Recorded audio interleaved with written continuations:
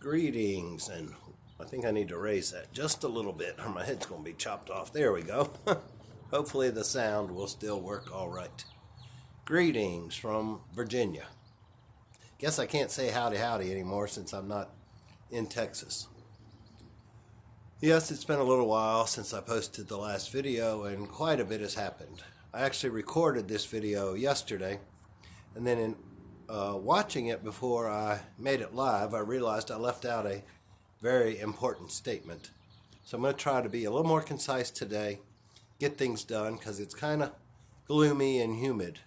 It's not actually raining at the moment, but as you can see, there's poles all around me. I'm actually sitting in a pavilion, I guess, some kind of a shelter on this nice wooden bench, which apparently the birds like too. I should move my jacket off of that.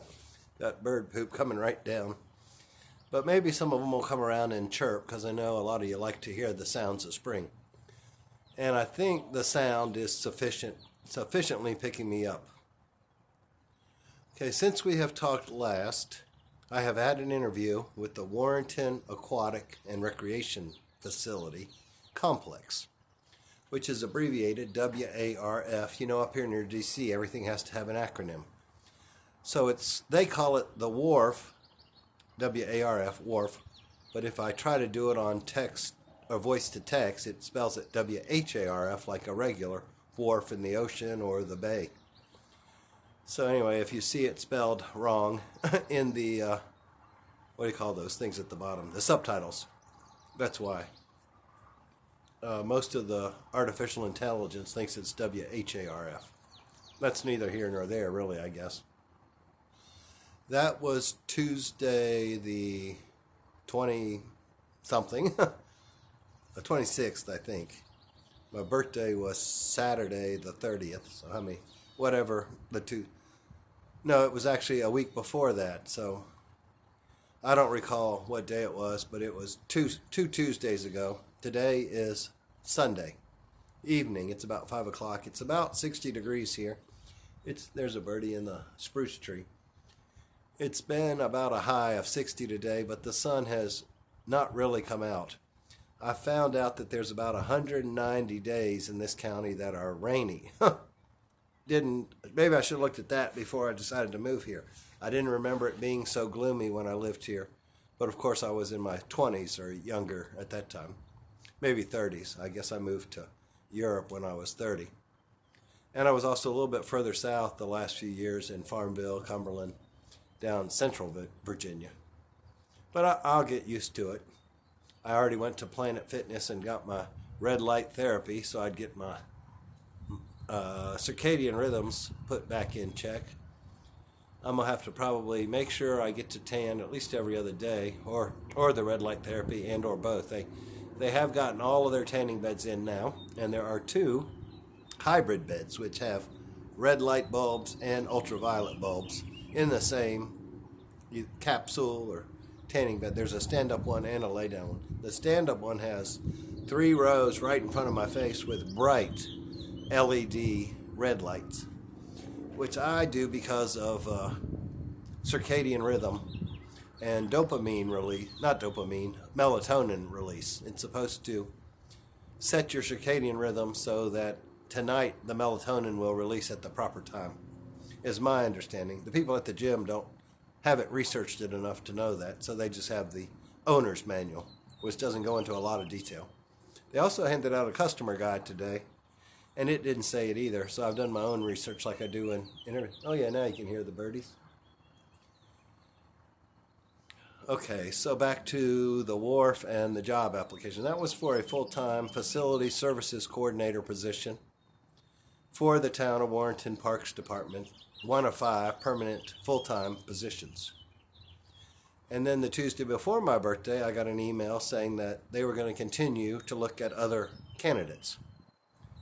I see the position has always been announced. I'm wondering if they just interviewed me because I went in there and asked if I was going to be interviewed, or if I needed to, or what was going on with it. I didn't actually ask if I was going to be interviewed. I said, I need to know what's going to happen with this. Did you get the application? Do I need to put it in again? And then the next day I got a request for an interview. That's when I was cat sitting in in Fredericksburg. Anyway, so that's behind me. The next part of the plan is kicking into gear. That's why this is called Mission Accomplished, because I guess it was God's will that I not get that job, and I'm happy with that.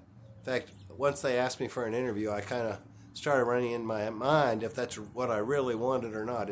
Is that really the reason that I've moved across the country from Texas, gotten rid of all my stuff, and I'm having to buy more and all that stuff, living off of savings?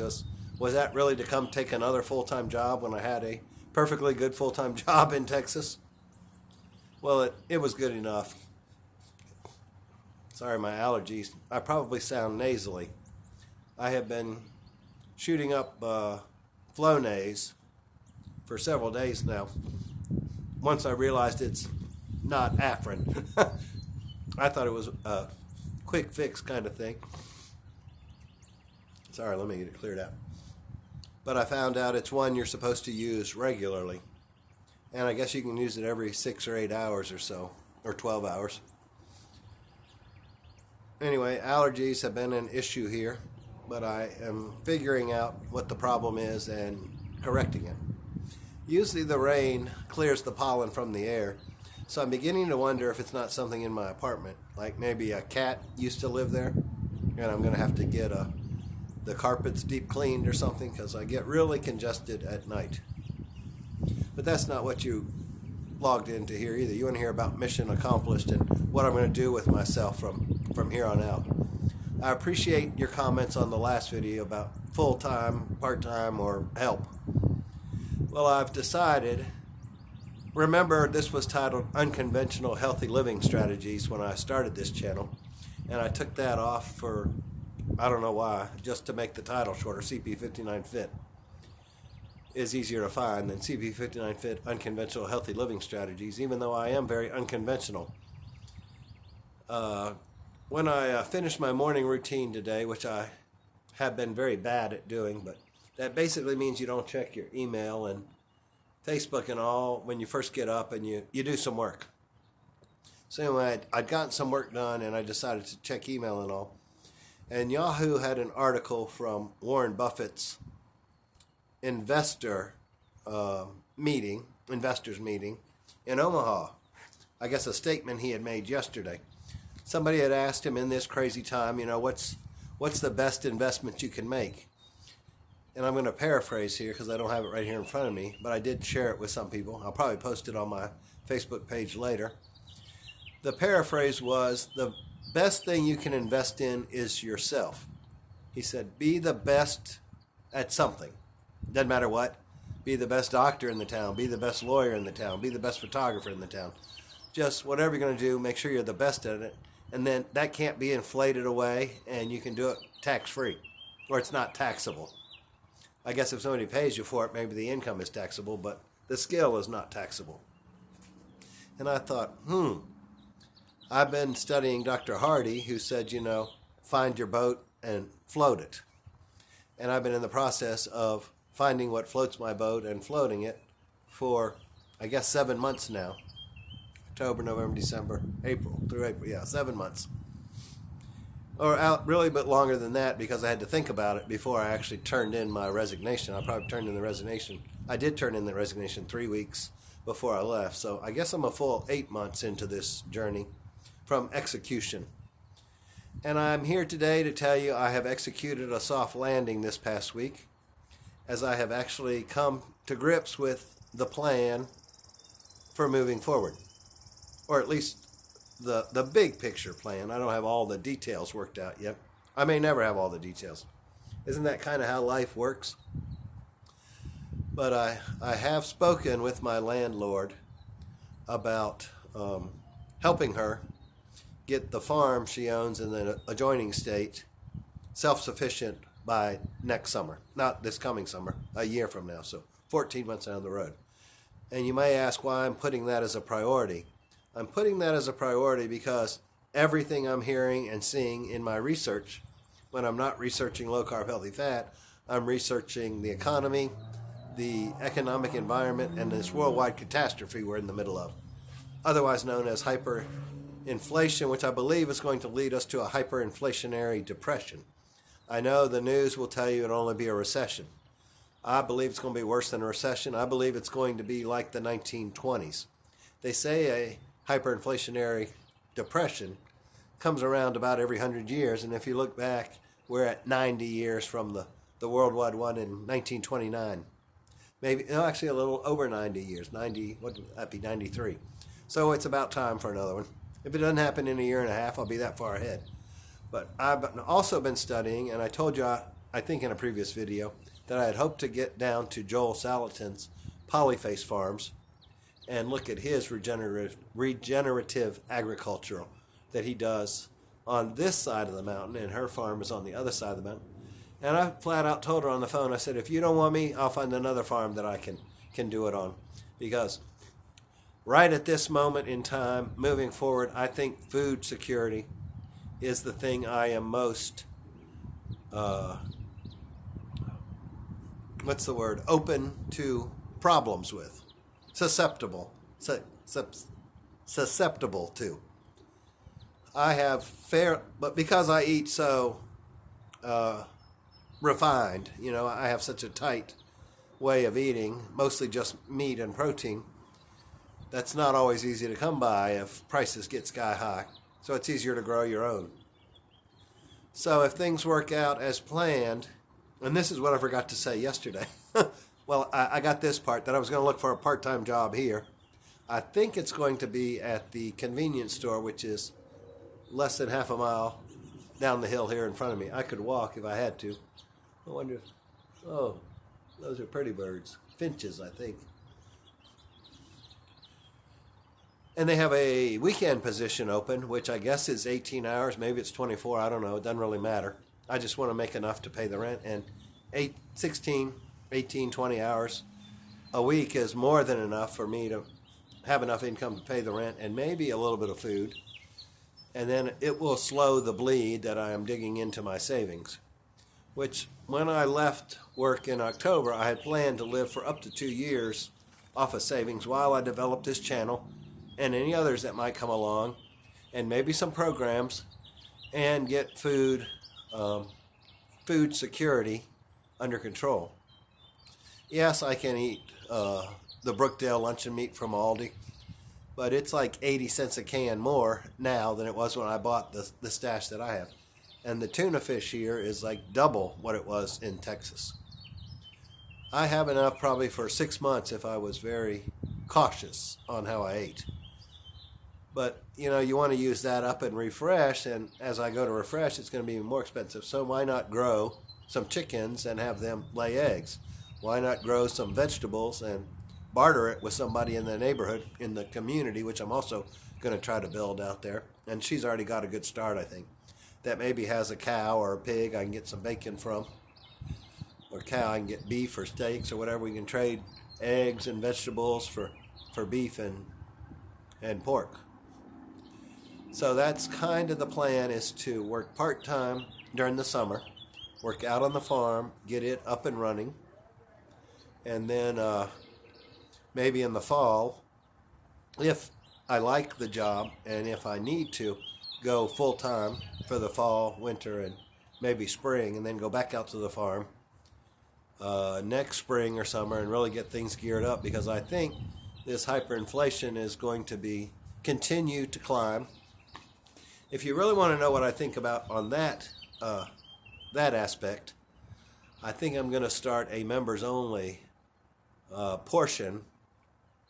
Maybe not on this channel. I may go with Chillin' with Chip or my regular name or whatever, maybe on a different channel, and try to get this one back to mainly unconventional healthy living strategies, which I think this qualifies as an unconventional healthy living strategy. I mean, I'm giving up a job, a decent paying job, an average paying job. Then I heard another man on YouTube this morning said that the average income in the world was $30,000, and if you make that, you're in the top 1% of earners in the world. He said the people in Japan, because of their hyperinflation since the 90s, would be ecstatic to make $30,000. I made a little over that in Fort Worth and didn't think I was making very much, and I'd be making less than that here as a part-time employee. but not a whole lot less. It pays almost as much as my full-time job. Of course, I'd only be working. But I think with the labor shortage, and here's my biggest concern at taking a part-time job, because every time I've taken a part-time job in the past, it's turned into a 60-hour-a-week job without benefits. I wouldn't have done it if I didn't like it. I mean, when I was taking care of Miss Alice, I worked for the, and shouldn't say taking care of, when I was a companion to Miss Alice, and I worked part-time with the Rangers, it got to where I was working 60 hours a week at times, and then taking care, or companioning with her around that. So I can do that. I just don't want to do that. I need to have time for the 2-hour drive to the farm. Probably stay out there the 2, 3, 4 nights I'm working out there. Come back and work a couple days. Stay here. Go back out there. You know, if you're going to raise chickens, they need to be moved daily. If you're going to have cows or pigs in front or behind them, or sheep or whatever, I end up with rabbits. You got to rotate the rabbits for breeding. You can only have the male in with it like one night at a time, or he'll wear her out. So there is a lot to do at the farm, and I don't know, that my landlord's son is going to be 100% as gung-ho about it as I am. So that's why I told her, if he's not, if you're not, if you don't want my help, I'll find somebody that does. But bottom line is, that's the plan I'm taking. I don't care if I have to go to Minnesota or somewhere else to get on a farm that I could actually grow some stuff that I like to eat, and some stuff I could barter with. I've already got some tomato sprouting in my laundry room.